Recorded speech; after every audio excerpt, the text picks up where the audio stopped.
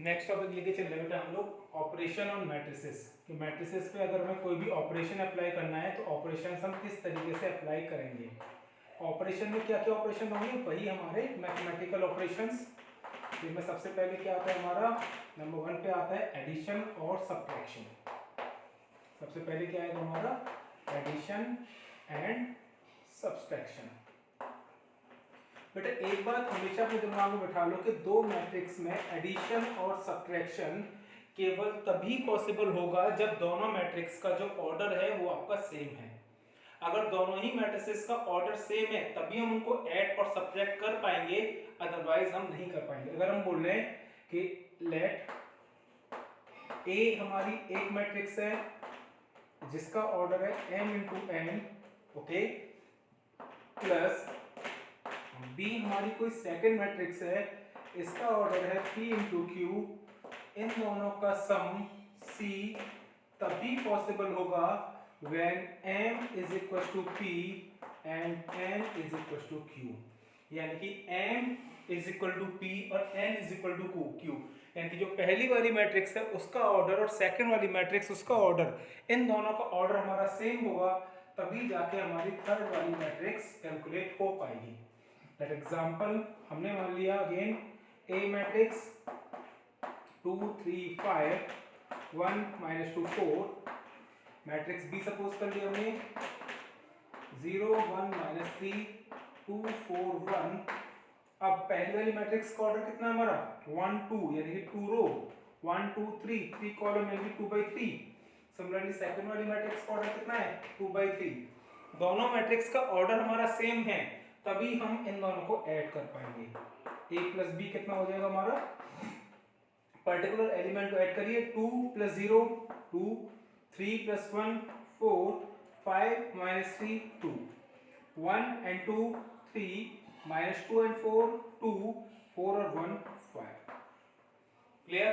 तो दो मैट्रिक्स का ऑर्डर सॉरी एडिशन और सब्ट्रैक्शन केवल कब पॉसिबल होगा, जब दोनों ही मैट्रिसेस का ऑर्डर हमारा क्या है, सेम है। ऑर्डर के साथ साथ बेटा एक बात और ध्यान रखना कि अगर हम इक्वलिटी ऑफ टू मैट्रिसेस की बात कर रहे हैं, इक्वलिटी ऑफ टू मैट्रिसेस, अगर हम दो मैट्रिसेस को इक्वल भी रख रहे हैं, हम कह रहे हैं कि दो मैट्रिसेस हमारे इक्वल है, मैट्रिक्स ए और मैट्रिक्स बी, उस कंडीशन पर भी हमारा ऑर्डर हमेशा सेम रहेगा। हमने बोल दिया कि let A is a matrix that is x 2 - 3 y, and दूसरी मैट्रिक्स है हमारे सपोज किया b इज अ मैट्रिक्स, वो हो गया हमारा कुछ भी मान लिया हमने 2 2 - 3 and 4। अगर हम कह रहे हैं कि ये दोनों मैट्रिक्स ए और बी दोनों हमारी इक्वल हैं, तो इक्वल भी केवल कब होंगी, जब पहली वाली का ऑर्डर और दूसरी वाली का ऑर्डर हमेशा क्या हो, इक्वल हो। और अगर हम कह रहे हैं कि if a equal to b, a और b हमारे इक्वल हैं, तो x की वैल्यू कितनी आ जाएगी आपकी 2 एंड y की वैल्यू 4। मैट्रिक्स के बारे में एक बात हमेशा समझ लीजिए कि मैट्रिक्स कोई कैलकुलेशन का पार्ट नहीं है, मैट्रिक्स सिंपली एलिमेंट्स का रिप्रेजेंटेशन है। मैट्रिक्स में हम एलिमेंट्स को रिप्रेजेंट करते हैं इन रेक्टेंगुलर फॉर्मेट। वो रेक्टेंगुलर फॉर्मेट स्क्वायर फॉर्मेट भी हो सकता है, वो कोई प्रॉब्लम नहीं है, बट इससे कोई पर्टिकुलर वैल्यू निकल के नहीं आती है। एक नेक्स्ट टॉपिक हम लोग पढ़ते हैं डिटर्मिनेंट। डिटर्मिनेंट और मैट्रिक्स में बेसिकली यही डिफरेंस है। डिटर्मिनेंट जो है वो एक वैल्यू देता है, बट मैट्रिक्स में सिंपली हम किसकी बात करते हैं, रिप्रेजेंटेशन की बात करते हैं। तो एडिशन और सब्ट्रैक्शन तो नॉर्मली हम कर लेंगे दोनों का, अगर हमारा क्या है ऑर्डर सेम है तो पर्टिकुलर एलिमेंट को ऐड कर देंगे और सब्ट्रैक्ट कर देंगे। मेन प्रॉब्लम आती है, मेन जो समझने वाला टॉपिक है that is multiplication on matrices. Multiplication कैसे करते हैं वो जरा ध्यान से देखिए। तो नेक्स्ट मल्टीप्लिकेशन में देखेंगे। अगर हम बात कर रहे हैं मैट्रिक्स मल्टीप्लिकेशन की, तो दो मैट्रिक्स का मल्टीप्लिकेशन केवल तभी पॉसिबल है जब पहली वाली मैट्रिक्स में नंबर ऑफ कॉलम और सेकंड वाली मैट्रिक्स के नंबर ऑफ रोज हमारे इक्वल हों। ये बात अपने दिमाग में बिठा लीजिए। मैट्रिक्स मल्टीप्लिकेशन कब पॉसिबल होगा, अगर हम बात कर रहे हैं कि कोई भी एक मैट्रिक्स है हमारी A, इस मैट्रिक्स का ऑर्डर है हमारा m इंटू n, और सेकंड वाली मैट्रिक्स है हमारी कोई B मैट्रिक्स, इस मैट्रिक्स का ऑर्डर है हमारा n इंटू p। यानी कि फर्स्ट वाली मैट्रिक्स में नंबर ऑफ कॉलम जितने हैं, सेकंड वाली मैट्रिक्स में नंबर ऑफ रो, अगर ये दोनों हमारे सेम होंगे फर्स्ट वाली में number of column and second वाली में नंबर ऑफ रोज, अगर ये हमारे इक्वल होंगे तभी इन दोनों मैट्रिक्स का प्रोडक्ट पॉसिबल हो पाएगा। अगर ये इक्वल नहीं होंगे तो इनका प्रोडक्ट कभी भी पॉसिबल नहीं होगा। और जो प्रोडक्ट करने के बाद जो हमारी मैट्रिक्स निकल के आएगी उस पर्टिकुलर मैट्रिक्स का ऑर्डर होगा m इंटू पी। अगर हमारी फर्स्ट वाली मैट्रिक्स है उसका ऑर्डर है m into n, second matrix है n इंटू पी, यानी फर्स्ट वाली में number of column and second वाली में नंबर ऑफ रोज, ये दोनों हमारे इक्वल हैं, तभी जाके इनका प्रोडक्ट पॉसिबल हो पाएगा। और जो प्रोडक्ट निकल के आएगा उसका ऑर्डर हो जाएगा ये वाला m और ये p, तो m इंटू पी ये हमारी फाइनल एक मैट्रिक्स है उसका ऑर्डर होगा। चलिए मैं एक एग्जांपल ले रहा हूँ, एग्जांपल से मैं आपको एक्सप्लेन करूँ। हमने बोला कि हमारी एक मैट्रिक्स है ए मैट्रिक्स हमने लिख लिया 1 -1 2 0 3 4। दूसरी मैट्रिक्स हमारी बी, ये लिख लिया हमने क्या 2 7 -1 1 एंड 5 -4। हम कह रहे हैं हमारे पास दो मैट्रिसेस हैं। पहली है मैट्रिक्स ए, अगर हम बात करें मैट्रिक्स ए का ऑर्डर क्या हो जाएगा 1 2 3, यानी कि 2 into 3, 2 rows and 3 column. Second वाली का 3 into 2, 3 rows and 2 columns. Okay, पहली वाली जो मैट्रिक्स है हमारी ए, इसका ऑर्डर जो है वो है 2 इंटू 3, सेकेंड वाली मैट्रिक्स का 3 इंटू 2। तो फर्स्ट वाली में जो नंबर ऑफ कॉलम है और सेकेंड वाली में जो नंबर ऑफ रोज हैं ये दोनों हमारे क्या हैं इक्वल, तो हमारा प्रोडक्ट पॉसिबल है। और अगर अभी हमारा प्रोडक्ट पॉसिबल है तो इस कंडीशन में अगर हमें क्या निकालना है, इनका प्रोडक्ट फाइंड आउट करना है, तो a इंटू बी अगर हम निकालेंगे तो उस a इंटू बी वाली जो मैट्रिक्स है उसका जो ऑर्डर निकल के आएगा वो आएगा हमारा 2 इंटू 2। चलिए चेक करते हैं। सबसे पहले तो देखते हैं कि मल्टीप्लाई एक्चुअल में होता कैसे है। मल्टीप्लाई करने के लिए क्या करेंगे हम, अगर हमें a इंटू बी करना है तो पहली वाली मैट्रिक्स की जो रो है इसका मल्टीप्लाई सेकंड मैट्रिक्स के कॉलम से होगा। Every single element of first matrix, जो हमारी पहली वाली मैट्रिक्स है उसके रो के हर एक एलिमेंट का मल्टीप्लाई सेकंड वाली मैट्रिक्स के कॉलम के हर एक एलिमेंट से होगा, और वो सब को हम प्लस के टर्म में लिखेंगे। यानी कि 1 का मल्टीप्लाई 2 से 1 2 ज़ा 2, फिर -1 का -1 से +1, देन 2 का 5 से 10, 1 -1 2 का 2 -1 5 से, ये हमारा एक एलिमेंट आएगा। देन फिर इसी फर्स्ट रो का सेकंड कॉलम से, क्लियर, तो 1 का 7 से 7, -1 का 1 से -1 एंड 2 का -4 से -8। ये हमारी फर्स्ट रो कंप्लीट हो गई। फर्स्ट रो का हमने फर्स्ट कॉलम से कर लिया, सेकंड कॉलम से कर लिया। नाउ सेकंड रो, अब सेकंड रो का पहले फर्स्ट कॉलम से फिर सेकंड रो का सेकंड कॉलम से। तो सेकंड रो का फर्स्ट कॉलम से करेंगे तो 0 इंटू 2 0, 3 इंटू -1 -3 और 4 इंटू 5 20। ये क्या हो गया आपका सेकंड रो का फर्स्ट कॉलम से। Now second row second column, तो 0 का 7 से करेंगे तो 0, 3 का 1 से 3, 4 का -4 से -16। इसको अगर हम सॉल्व करते हैं 10 और 2 12 1 13, 7 -1 6 6 -8 -2, 20 -3 17 एंड 3 -16 -13।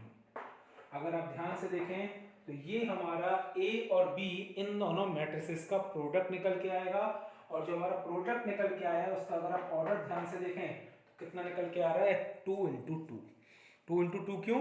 क्योंकि मैंने आपको बताया था कि अगर हमारी मैट्रिक्स A है जिसका ऑर्डर है m इंटू n, दूसरी मैट्रिक्स है B जिसका ऑर्डर है n इंटू p, तो ये वाला फर्स्ट वाली मैट्रिक्स का नंबर ऑफ कॉलम, सेकंड वाली मैट्रिक्स के नंबर ऑफ रो, ये दोनों इक्वल होने चाहिए, और जो हमारा फाइनल प्रोडक्ट निकल के आएगा वो फाइनल प्रोडक्ट इक्वल होगा आपका m इंटू पी के। उस m इंटू पी से हमारा आंसर निकल के आ गया।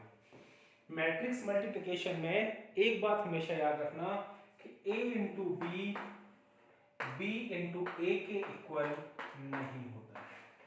मैट्रिक्स मल्टीप्लिकेशन कम्यूटेटिव नहीं होता, यानी कि अगर हम a इंटू बी कर रहे हैं तो जरूरी नहीं है कि वो b इंटू a के इक्वल हो। फिर A इंटू बी में ऑर्डर हमारा मिल रहा है, मानते हैं, लेकिन क्या जरूरी है कि वही ऑर्डर हमारा B इंटू ए में मैच कर जाए? दैट्स वाई मैट्रिक्स मल्टीप्लिकेशन हमारा कम्यूटेटिव नहीं होता है। तो ना अब हमको मेनली जो प्रैक्टिस करने क्वेश्चंस वो करने हैं मैट्रिक्स मल्टीप्लिकेशन के। एडिशन और सब्ट्रैक्शन बहुत इजी पार्ट है, उसमें हमें कोई ध्यान नहीं देना, बिकॉज अगर हमारे मैट्रिक्स दोनों मैट्रिसेस का ऑर्डर सेम होगा तभी हम उनको ऐड कर पाएंगे, सब्ट्रैक्ट कर पाएंगे। क्लियर? मैट्रिक्स मल्टीप्लिकेशन में हमें ध्यान रखना है कि पहले हमें फर्स्ट रो के साथ में first column, then first row के साथ में second column, okay, then second row के साथ में first column, then second row के साथ में सेकंड कॉलम। इस तरीके से हमें इन्हें अरेंज करना है। इसका एक एग्जांपल और मैं लेके चल रहा हूँ, उसके बाद फिर आप देखना समझना, ओके। हाँ तो बेटा नेक्स्ट एग्जांपल है हमारा ए एंड बी। ए में हमें दे रखे हैं एलिमेंट्स 2 3 4 3 4 5 4 5 6, और मैट्रिक्स बी में दे रखा है 1 3 5 0 2 4 एंड 3 0 5। अगर हम देखें तो फर्स्ट वाली मैट्रिक्स का हमारा ऑर्डर है 3 इंटू 3, सेकेंड वाली मैट्रिक्स है उसका ऑर्डर भी हमारा 3 इंटू 3, और हमें ए इंटू बी फाइंड आउट करना है, यानी कि इस मैट्रिक्स का इसमें मल्टीप्लाई करना है, ओके। नाउ सबसे पहले तो आप ये बताइए कि क्या इन दोनों का मल्टीप्लिकेशन पॉसिबल है या फिर नहीं है। तो उसके लिए हमने क्या चेक किया कि पहली वाली मैट्रिक्स में नंबर ऑफ कॉलम और सेकंड वाली मैट्रिक्स के नंबर ऑफ रोज, क्या ये दोनों हमारे इक्वल हैं या फिर नहीं है। फर्स्ट वाले में भी 3 आ रहा है, सेकंड में भी 3, तो यानी कि इनका मैट्रिक्स का मल्टीप्लिकेशन पॉसिबल है। अब ये 3 और ये 3, यानी कि फर्स्ट वाले में number of row and second वाले का कॉलम, ये फाइनल वाले का हमारा क्या आएगा, ऑर्डर निकल के आएगा। यानी कि a इंटू बी जब हम करेंगे तो इस मैट्रिक्स का ऑर्डर भी क्या निकल के आएगा, 3 इंटू 3 ही निकल के आएगा। अब सॉल्व करते हैं। सॉल्व करने के लिए क्या होता है, हमने पहली वाली मैट्रिक्स की रो के करस्पॉन्डिंग एलिमेंट्स का मल्टीप्लाई सेकंड वाली के कॉलम के करस्पॉन्डिंग एलिमेंट से करना होगा। देखिए 2 का मल्टीप्लाई 1 से, 2 1 जा 2, 3 का 0 से 0 एंड 4 3 जा 12। First row first column, then first row second column, तो 2 into -3 -6, 3 into 2 6 and 4 into 0 0।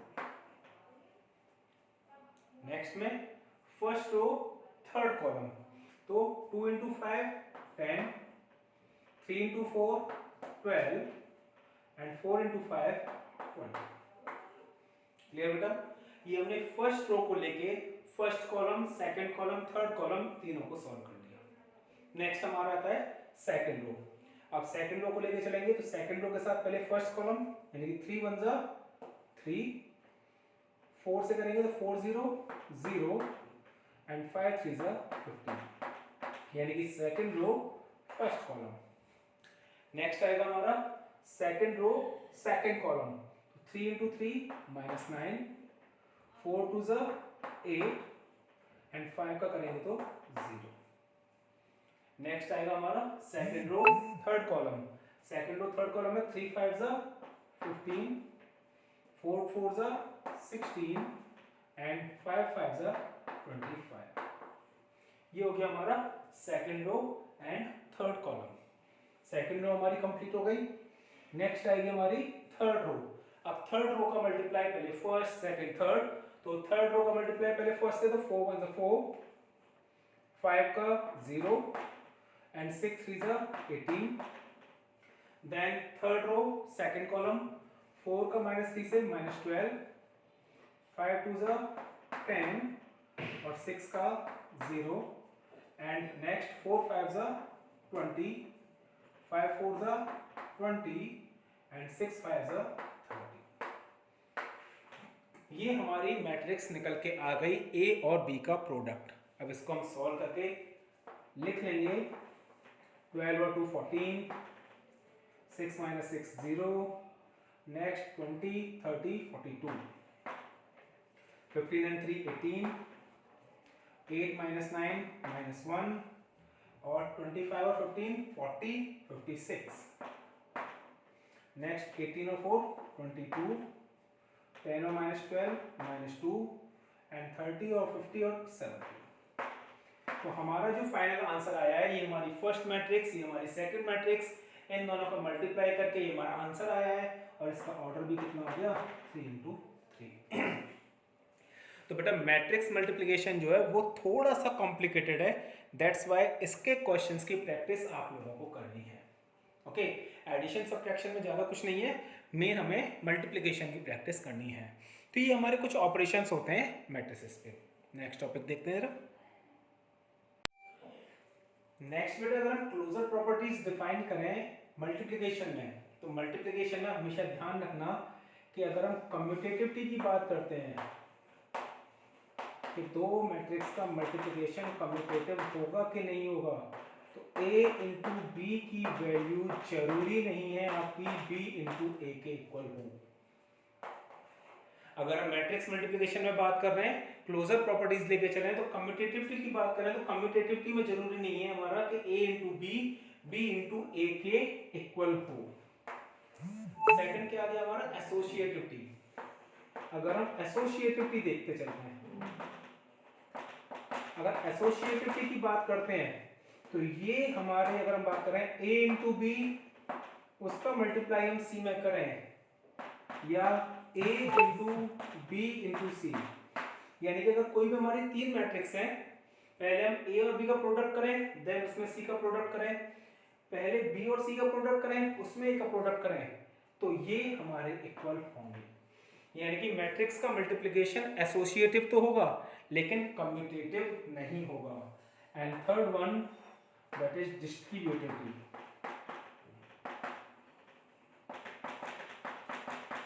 Distributivity का मतलब क्या हो गया कि अगर हम बात कर रहे हैं a प्लस बी का प्रोडक्ट करना है हमें c के साथ में, तो इसकी value a product c plus b product c के इक्वल आ जाएगी। अगर हम बात कर रहे हैं कि a प्लस बी का प्रोडक्ट हम कर रहे हैं c के साथ में, तो a प्लस सी का जो प्रोडक्ट है वो इक्वल आ जाएगा आपका a plus B dot C की वैल्यू आ जाएगी ए सी डॉट बी सी। ऐसे को हम बोल दें a dot B plus C, तो ये इक्वल आ जाएगा आपका a dot B plus a dot C के। तो ये तीनों हमारी जो closure properties under multiplication of matrix की बात कर रहे हैं, तो उसमें आपको ये पता होना चाहिए कि कम्यूटेटिव नहीं होता, एसोसिएटिव होता है एंड डिस्ट्रीब्यूटिव होता है। क्लियर? नेक्स्ट हम जो लेके चल रहे हैं वो आएगा हमारा ट्रांसपोज ऑफ अ मैट्रिक्स। तो नेक्स्ट आते हैं टॉपिक हमारा ट्रांसपोज ऑफ अ मैट्रिक्स, कि किसी भी मैट्रिक्स का ट्रांसपोज कैसे किया जाता है। ट्रांसपोज का मतलब है बेटा कि अगर हम बात कर रहे हैं कि कोई भी मैट्रिक्स है हमारी, उस मैट्रिक्स के एलिमेंट्स अगर हमारे ए आई जे, क्लियर, और उसका ऑर्डर है m इंटू n का, तो इस मैट्रिक्स का ट्रांसपोज ए टी या फिर हम ए डैश से रिप्रेजेंट करेंगे, और वो हो जाएगा हमारा ए जे आई n इंटू n। यानी कि अगर हम अपनी मैट्रिक्स के एलिमेंट्स में रो जितनी भी हैं उन्हें कन्वर्ट कर दें कॉलम में, और कॉलम जितने भी हैं उन्हें हम कन्वर्ट कर दें रो में, तो वो हमारी मैट्रिक्स का ट्रांसपोज हो जाएगा। अगर हम एग्जांपल लेके चले, मैंने बोला A is a matrix that is 2 3 5 1 0 4, तो इस पर्टिकुलर मैट्रिक्स का ट्रांसपोज हो जाएगा 2 3 5, यानी कि जो 2 3 5 पहले मेरे रो में लिखे हुए थे उन्हें मैंने कॉलम में लिख दिया। 1 0 4 ये भी मेरे जो रो में थे वो कॉलम में आ गए, तो जो 2 3 5 1 0 4 रो वाइज थे वो अब कॉलम वाइज आ गए। 2 1 3 0 5 4 2 1 3 0 5 4 ये भी हमारे कन्वर्ट हो गए। पहली मेरी मैट्रिक्स का ऑर्डर था 2 इंटू 3, अब मेरी मैट्रिक्स का ऑर्डर है 3 इंटू 2, यानी कि जितने भी एलिमेंट्स हैं मेरे ए आई जे वो ए जे आई में कन्वर्ट हो जाएंगे। मेरा क्या था हमारा ए 1 2, ये क्या बन गया मेरा ए 2 1, तो एलिमेंट्स आपस में इंटरचेंज हो गए, रो से कॉलम में, कॉलम से रो में, तो वो हमारी मैट्रिक्स का क्या हो जाता है ट्रांसपोज हो जाता है। ट्रांसपोज करने पे मैट्रिक्स का जो ऑर्डर है वो कुछ चेंज हो जाता है, ओके, जस्ट रिवर्स हो जाता है। इसकी कुछ प्रॉपर्टीज हैं, ट्रांसपोज की आपको प्रॉपर्टीज पता होनी चाहिए। नंबर 1, अगर कोई भी मैट्रिक्स है उसका हमने ट्रांसपोज किया है, क्लियर, और ट्रांसपोज करने के बाद उसका हम फिर से ट्रांसपोज कर दें तो हमारी एक्चुअल मैट्रिक्स निकल के आ जाएगी। अगर हमने बोला कि ये हमारी मैट्रिक्स है, इसका हमने ट्रांसपोज किया तो ये आ गया। अब मैं बोलूँ कि इसका दोबारा से ट्रांसपोज करें तो क्या ये आ जाएगी? बिल्कुल। तो अगर कोई भी हमारी मैट्रिक्स है उसका अगर हम 2 बार ट्रांसपोज कर देंगे तो सेम वही मैट्रिक्स आ जाएगी। सेकंड, अगर कोई भी 2 मैट्रिक्स हैं उनमें प्लस या माइनस कोई भी ऑपरेशन लग रहा है और उसका ट्रांसपोज हो रहा है तो ये इन दोनों मैट्रिक्स के इंडिविजुअल ट्रांसपोज के एडिशन और सब्ट्रैक्शन के भी इक्वल होगा। क्लियर? थर्ड, अगर किसी भी एक मैट्रिक्स में किसी कांस्टेंट वैल्यू का मल्टीप्लाई हो रहा है, अगर किसी भी एक मैट्रिक्स में किसी भी एक कांस्टेंट वैल्यू का मल्टीप्लाई हो रहा है और देन हम उसका ट्रांसपोज कर रहे हैं तो कांस्टेंट वैल्यू बाहर आ जाएगी और वो सिंपली मैट्रिक्स के ट्रांसपोज के ही इक्वल रह जाएगा। और इन सब में सबसे ज्यादा इंपॉर्टेंट प्रॉपर्टी है फोर्थ वाली, सबसे ज्यादा यूज भी आती है और इंपॉर्टेंट भी हमारी, कि अगर कोई भी 2 मैट्रिक्स का प्रोडक्ट हो रहा है और उसका हम ट्रांसपोज कर रहे हैं, कि नहीं भी 2 मैट्रिसेस का क्या हो रहा है? प्रोडक्ट हो रहा है और उसका हम ट्रांसपोज कर रहे हैं, तो इसकी वैल्यू आपकी इक्वल आएगी B transpose into A transpose. यानी कि जो मैट्रिसेस का ऑर्डर है वो चेंज हो जाएगा। ए इंटू बी का जो ट्रांसपोज है वो इक्वल आएगा आपका B transpose into A transpose के। ये बात यहाँ पे आप नोट कर लीजिए। क्लियर? तो ट्रांसपोज ऑफ अ मैट्रिक्स में क्या होता है कि अगर हम किसी भी मैट्रिक्स का ट्रांसपोज करते हैं तो उसके रो चेंज हो जाएंगे कॉलम में और कॉलम चेंज हो जाएंगे रो में, और ये उसकी कुछ प्रॉपर्टीज। तो ट्रांसपोज करने से मैट्रिक्स पे क्या फर्क पड़ता है वो हम देखेंगे नेक्स्ट में। देखिए जरा, तो नेक्स्ट आता है हमारा symmetric and skew symmetric matrices. कभी भी जब मैट्रिक्स का ट्रांसपोज करते हैं तो ट्रांसपोज करने से हमारी 2 मैट्रिसेस अराइज होती हैं, सिमेट्रिक और स्क्यू सिमेट्रिक मैट्रिसेस। तो सिमेट्रिक मैट्रिक्स क्या कहती है कि अगर किसी भी मैट्रिक्स का हमने ट्रांसपोज किया, अगर किसी भी मैट्रिक्स का हमने क्या किया? ट्रांसपोज किया, और ट्रांसपोज करने पर फिर से हमारी वही मैट्रिक्स आ गई। हमने किसी भी मैट्रिक्स का ट्रांसपोज किया और ट्रांसपोज करने के बाद हमारी फिर से वही मैट्रिक्स आ गई, तो वो मैट्रिक्स हमारी सिमेट्रिक मैट्रिक्स होगी। अगर किसी भी मैट्रिक्स का ट्रांसपोज करने पर वही मैट्रिक्स हमारी निकल के आ जाए तो वो मैट्रिक्स हमारी कैसी होगी? सिमेट्रिक मैट्रिक्स होगी। अब बेटा अगर किसी मैट्रिक्स का हम ट्रांसपोज कर रहे हो, ट्रांसपोज करने पे वही मैट्रिक्स आ रही है, तो इसका मतलब क्या हो गया कि सारे एलिमेंट्स ए आई जे की वैल्यू क्या हो जाएगी? ए जे आई के इक्वल होगी। यानी कि अगर हम बात करें, एक्सप्लेन कर रहा हूँ मैं एग्जांपल लेके, मैंने बोला कि ए हमारा कोई एक मैट्रिक्स है 1 2 3 4 2 5, 2 के जगह पे और कोई एलिमेंट लेते हैं हम 8 8 3 2। हमने क्या किया 1 2 3 2 4 8 3 8 5, ये मैंने एक मैट्रिक्स ली। मैंने आपसे बोला कि बेस का ट्रांसपोज करो, इसका आप ट्रांसपोज करेंगे तो क्या होगा?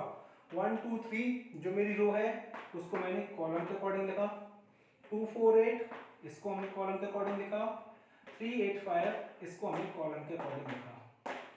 जरा देखिए कि हमने अपनी मैट्रिक्स का ट्रांसपोज कर दिया और ट्रांसपोज करने के बाद क्या कोई हमारी मैट्रिक्स में चेंज हुआ? नहीं। हमने अपनी मैट्रिक्स का ट्रांसपोज किया और ट्रांसपोज करने के बाद भी वही मैट्रिक्स आ गई। ऐसा क्यों हुआ? क्योंकि ये वाला एलिमेंट इस एलिमेंट के इक्वल था। ये हमारा जो 3 है, ये 3 इस वाले 3 के इक्वल था। ये हमारा जो 8 है, ये 8 इस वाले 8 के इक्वल था। यानी कि अगर हम बात करें तो ये जो हमारा एलिमेंट था A12, ये हमारा A21 इसके इक्वल था। अगर हम बात करें A13, वो हमारे A31 के इक्वल था। ये हमारा एलिमेंट है A23, ये हमारा A32 के इक्वल था। यानी कि किसी भी मैट्रिक्स में अगर हमारे Aij वाले एलिमेंट Aj के इक्वल हो, जो मैं आपको पहले बता चुका हूं, तो वो मैट्रिक्स हमारी क्या कहलाई जाएगी? हमेशा सिमेट्रिक मैट्रिक्स। और एक बात हमेशा ध्यान रखना कि सिमेट्रिक मैट्रिक्स जो होगी वो हमेशा स्क्वायर मैट्रिक्स में ही काउंट करेगी। सिमेट्रिक मैट्रिक्स में होगी हमेशा हमारी स्क्वायर मैट्रिक्स में ही काउंट करेगी, क्योंकि स्क्वायर मैट्रिक्स का ही अगर हम ट्रांसपोज करते हैं तो ऑर्डर हमेशा हमारा सेम रहेगा। अगर नॉर्मल कोई मैट्रिक्स हम लें 2 into 3 की, तो इसका ट्रांसपोज करने पर ऑर्डर क्या हो जाएगा 3:2। तो क्या पहली वाली और दूसरी वाली मैट्रिक्स सेम हो पाएगी? नहीं हो पाएगी। लेकिन अगर इसी के प्लेस पे हमारा स्क्वायर मैट्रिक्स है 3:3, तो इसका ट्रांसपोज भी कर दें तब भी वैल्यू कितनी आएगी हमारी 3:3।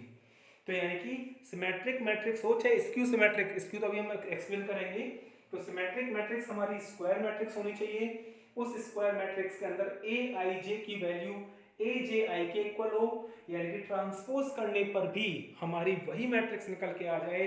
ये हमारा एक एग्जांपल होगा सिमेट्रिक मैट्रिक्स का। और वो कब होगा वो मैंने आपको बता दिया कि जब ए आई जे वाले एलिमेंट्स हमारे ए जे आई के इक्वल हों। क्लियर? नेक्स्ट आता है इसी में skew symmetric matrix. Skew symmetric matrix में क्या होता है वो देखिए जरा। स्क्यू सिमेट्रिक मैट्रिक्स में किसी भी मैट्रिक्स का अगर हम ट्रांसपोज करेंगे तो वो ट्रांसपोज उसके माइनस टाइम के इक्वल आना चाहिए। सिमेट्रिक में भी हमने क्या पढ़ा कि सिमेट्रिक मैट्रिक्स में किसी भी मैट्रिक्स का अगर हम ट्रांसपोज कर रहे हैं तो वो उसी मैट्रिक्स के इक्वल आए। और स्क्यू सिमेट्रिक क्या कहती है कि अगर किसी भी मैट्रिक्स का अगर हम ट्रांसपोज करें और ट्रांसपोज करने पर उसके माइनस टाइम निकल के आए तब वो हमारी स्क्यू सिमेट्रिक मैट्रिक्स होगी। और इसमें हम अगर बोलेंगे तो ए आई जे वाला जो एलिमेंट है वो माइनस टाइम ए जे आई के इक्वल आना चाहिए। ए आई जे वाला जो एलिमेंट है वो माइनस टाइम ए जे आई के इक्वल आना चाहिए। एग्जाम्पल अगर हम लेके चले ए 0 2 3 0 -4 -2 -3 4 0। मैंने एक एग्जांपल लिया है आपके सामने। मैंने एक मैट्रिक्स लिखी है A दैट इज 0 2 3 -2 0 -4 -3 4 0। अगर मैं आपसे कह रहा हूं कि इस मैट्रिक्स का ट्रांसपोज करिए, इसका हमने ट्रांसपोज किया, ट्रांसपोज करने पे क्या होगा 0 2 3 0 2 3 -2 0 -4 -2 0 -4 और -3 4 0 -3 4 0। अब जरा ध्यान से देखिए कि जो हमने मैट्रिक्स का ट्रांसपोज किया है क्या ये मैट्रिक्स पुराने वाली मैट्रिक्स के माइनस टाइम है कि नहीं है? अगर हम इस मैट्रिक्स में माइनस का मल्टीप्लाई कर दें तो ये हमारी दूसरी वाली मैट्रिक्स ट्रांसपोज वाली मैट्रिक्स निकल के आ रही है। तो कभी भी अगर किसी भी मैट्रिक्स का ट्रांसपोज करने पर minus time of that particular matrix निकल के आए तो वो मैट्रिक्स हमारी क्या होगी स्क्यू सिमेट्रिक मैट्रिक्स होगी।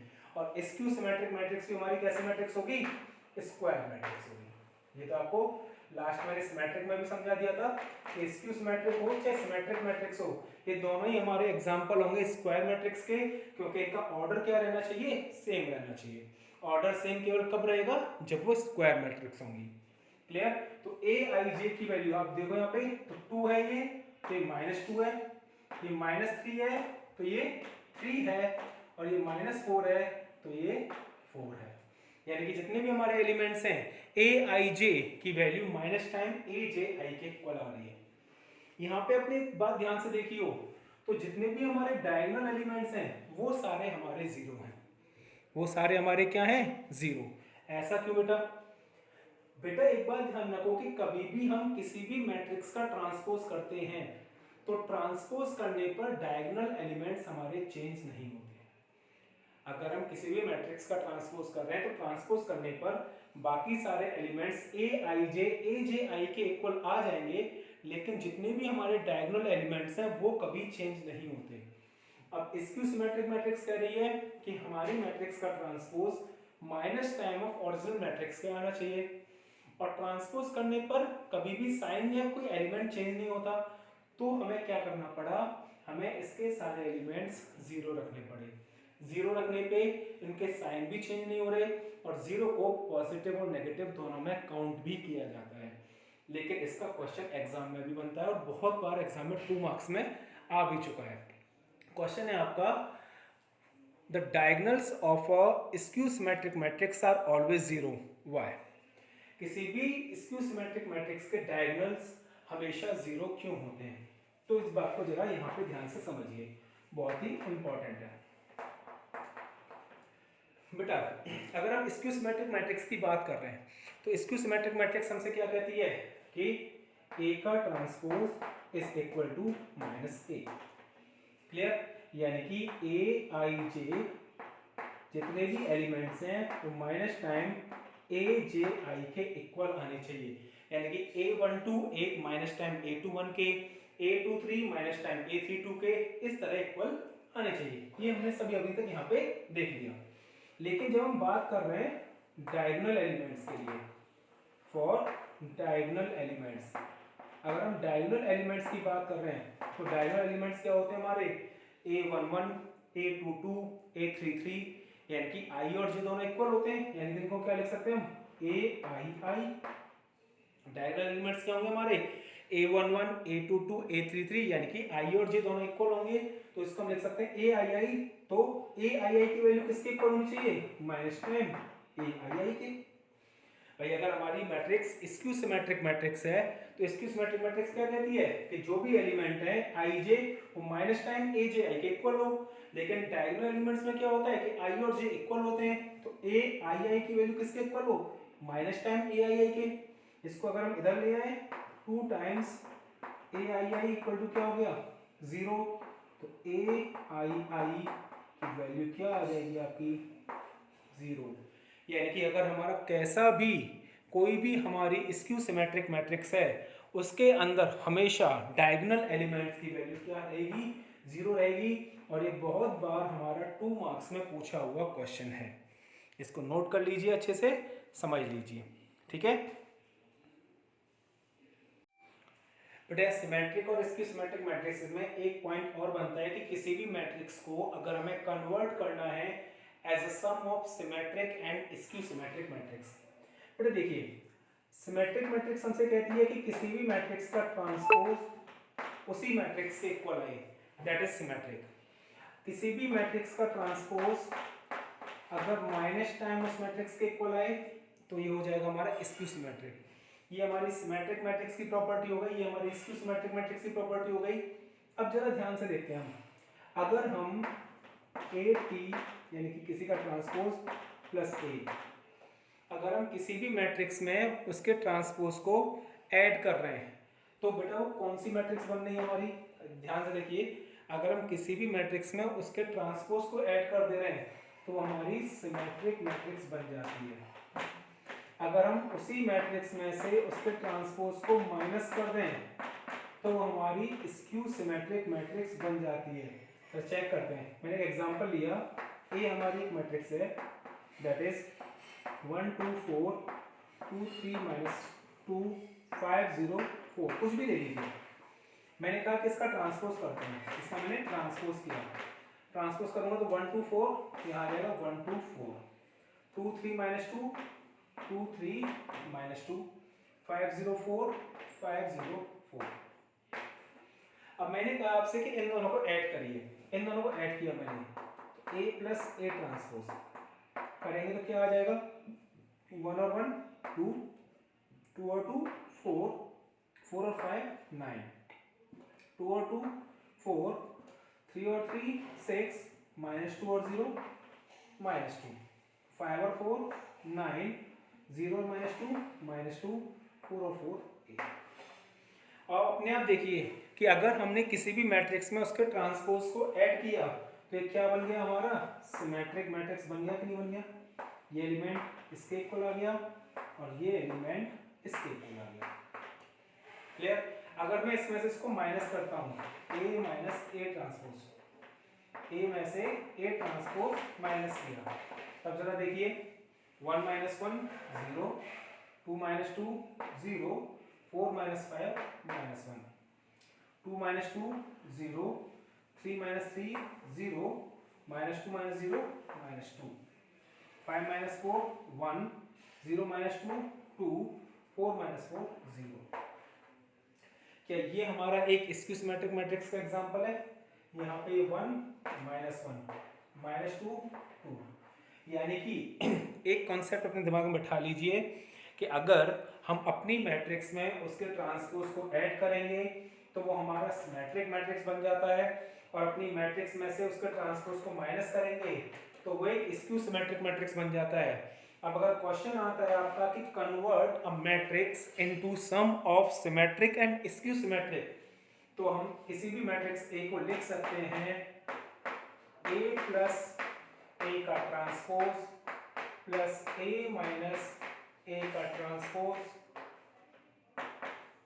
Divided by 2। देख लीजिए बेटा, अगर मैं यहाँ पे इसको सॉल्व करूँ तो ए के ट्रांसपोज से ए का ट्रांसपोज कैंसिल हो जाएगा, ए और ए कितना हो गया 2a, 2a में 2 का डिवाइड दूंगा तो a, यानी कि ये पूरी वैल्यू a के इक्वल है। But a plus A transpose ये हमारा क्या हो जाएगा सिमेट्रिक मैट्रिक्स, a माइनस ए का ट्रांसपोज ये क्या हो जाएगा हमारा स्क्यू सिमेट्रिक मैट्रिक्स।